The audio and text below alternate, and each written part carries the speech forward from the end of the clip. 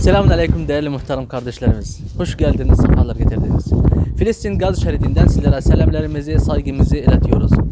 Gaz şeridindeki İHO Ebrar Derneği'nin ekip olarak bugün Al Hayr Hastanesi'ne ambulans temini gerçekleştiriyoruz. Yüce Allah'ımız katkıda bulunan hayırseverler kardeşlerimizden razı olsun. İHO Ebrar Derneği bu yardıma, bu hayır işe vesile olduğu için Gazze halkı adına, Filistin halkı adına kendisine teşekkürlerimizi sunuyoruz. Gördüğünüz üzere ambulansını hazırladık. İçindeki olan malzemeleri, tüm malzemeleri hazırladık. Kullanmaya hazır şekilde hazırlanmış ve hastaneye inşallah birazdan teslim edeceğiz.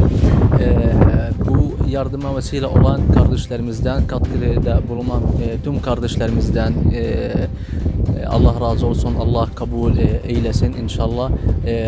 Vesile olan İHO Ebrar Derneği olarak da kendisine teşekkürlerimizi sunuyoruz. Filistin halkı adına sizlere, Türkiye halkına teşekkürlerimizi sunuyoruz. Allah kabul eylesin.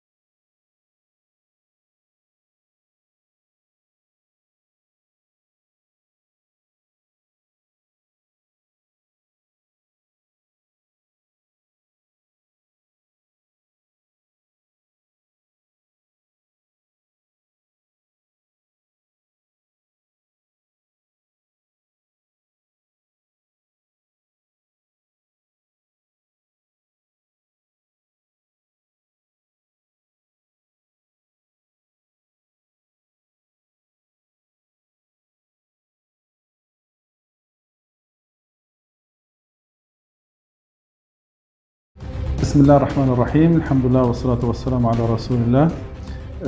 نحن في مستشفى الخير نتقدم بالشكر الجزيل لمؤسسة إيهو أبرار على التبرع الكريم بسيارة إسعاف واللي حتساعد في تقديم خدمات صحية أفضل للفئات المستهدفة في قطاع غزة.